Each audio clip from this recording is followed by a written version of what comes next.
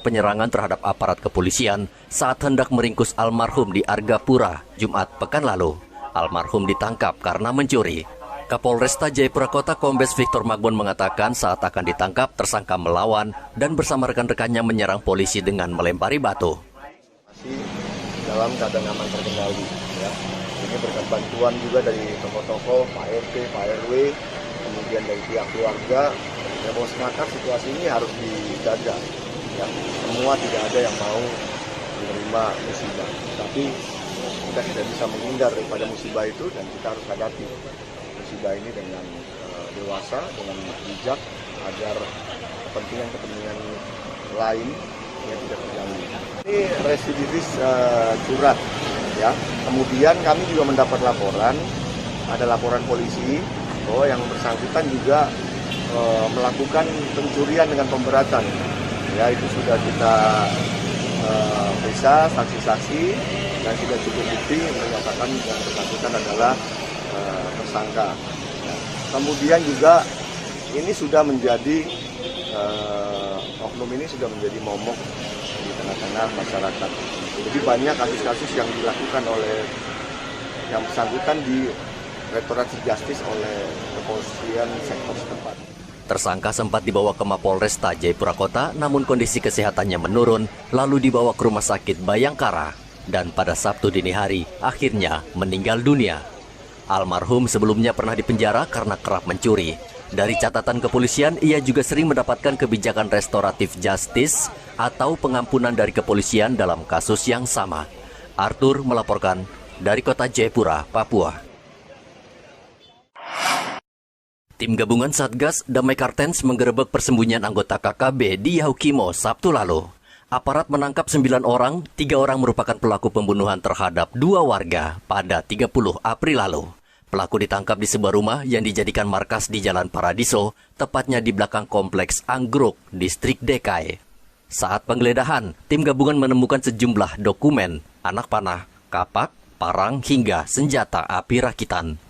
Tim dari Damai Kartens juga berhasil mengamankan kurang lebih 9 orang, dan dari hasil pemeriksaan kita memastikan ada 3 orang yang menjadi pelaku pembunuhan terhadap 2 orang masyarakat Yahukimo tanggal 30 April 2023. Yang pertama adalah inisial NM, kemudian inisial ES, dan yang terakhir adalah inisial YS. Ketiganya berusia 18 tahun, dan dari ketiganya itu kita mendapatkan bahwa mereka terhubung dengan kelompok kriminal bersenjata dari kelompok Yahukimo, di mana pada tanggal 2 Mei kita berhasil mengidentifikasi dari orang-orang yang mengupload video menyatakan bahwa mereka melakukan pembunuhan, dan dari investigasi tersebut kita bisa mengamankan 3 orang tersebut. 3 anggota KKB yang terlibat kasus pembunuhan tersebut terungkap berdasarkan hasil identifikasi sebuah tayangan video yang diunggah KKB Yahukimo. Di Kabupaten Teluk Bintuni, Papua Barat, seorang anggota KKB akhirnya kembali ke pangkuan NKRI. Pria yang tinggal di Jalan Sumuri ini mengatakan ingin hidup tenang dan damai, serta ingin membantu pemerintah memajukan tanah Papua.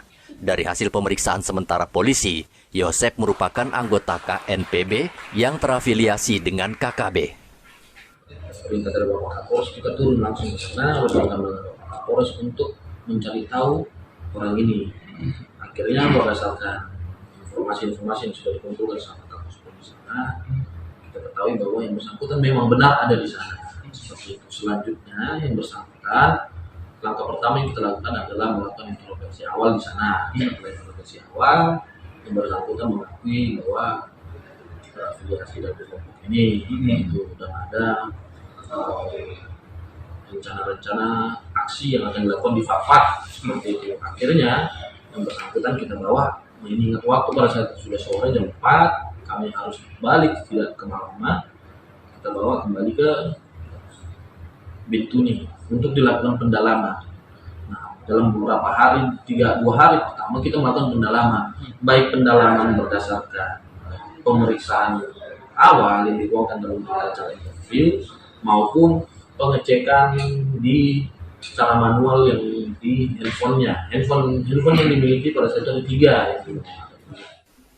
TNI Polri bersama pemerintah Kabupaten Teluk Bintuni terus melakukan pendekatan terhadap warga agar tidak terpengaruh propaganda KKB yang memberikan janji manis. Aparat kerap memberikan pemahaman agar pikiran dan wawasan mereka terbuka dan mau mendukung pembangunan agar kawasan Teluk Bintuni menjadi maju dan sejahtera. Arthur dan Topat melaporkan dari Yahukimo dan Bintuni. Hingga kini aparat gabungan TNI Polri masih berupaya membebaskan pilot Susi Air Kapten Philips Mark Mertens yang sudah 3 bulan lebih disandera KKB pimpinan Egyanus Kogoya. Namun berlarutnya upaya pembebasan sandera menyebabkan pelayanan masyarakat di Kabupaten Duga menjadi terganggu karena penerbangan ke sejumlah distrik di Kabupaten Duga terhambat. Pesawat berbadan kecil yang terbang membawa logistik bahan makanan ke sejumlah distrik sulit mendarat karena takut. Dampak daripada penahanan pilot ini, semua akses pelayanan ke daerah, penerbangan juga tidak bisa masuk ke daerah-daerah. Kami juga tidak bisa melayani masyarakat yang membutuhkan pertolongan, terutama pelayanan kesehatan, kemudian juga mobilisasi kebutuhan logistik ke daerah-daerah distrik yang daerah Duga di atas. Kemudian juga dampak dari itu juga masyarakat juga bisa mengalami kelaparan, kesakitan, kemudian juga nanti ada terjadi operasi. Kalau operasi pasukan TNI Polri masuk, kemudian mereka OPM juga baku kontak di sana, ya pasti masyarakat juga korban itu, sehingga kami sementara ini berusaha lobby koordinasi komunikasi sudah berapa bulan ini sudah jalan, tetapi belum ada hasil yang signifikan. Bupati Duga khawatir bila operasi pembebasan ini terlalu lama akan mengakibatkan banyak warga di daerah pedalaman kelaparan. Sejauh ini pemerintah daerah Duga sudah berupaya berunding dengan kelompok kriminal bersenjata agar pilot tersebut segera dibebaskan, namun masih menemui jalan buntu.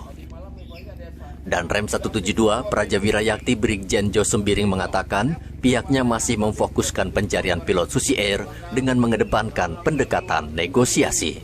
Kita lakukan, kita mohon doanya supaya ini bisa dengan cepat. Masih di wilayah Kabupaten Duga kompleks. Ada penambahan pasukan kah? Tidak ada. Kebutuhan pasukan yang ada di sini dia. Hanya ada pergantian pasukan kemarin sudah kita lakukan gitu.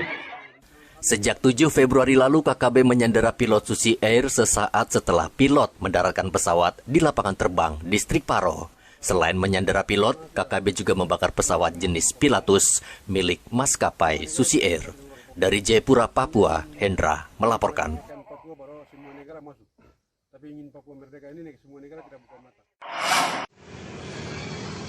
Polres Merauke resmi menutup operasi ketupat untuk mengamankan dan menertibkan mudik lebaran yang berlangsung selama sebulan. Secara umum pelaksanaan operasi ketupat di Merauke berjalan lancar dan jumlah kasus kecelakaan lalu lintas juga bisa dikatakan minim, yakni hanya 12 kasus kecelakaan dengan 1 korban meninggal dunia. Kasat Lantas Polres Merauke AKP Novi Gulto mengatakan kondisi jalan yang rusak di beberapa kawasan, khususnya di jalur mudik, serta penerangan jalan yang minim merupakan kendala utama kelancaran mudik lebaran tahun ini.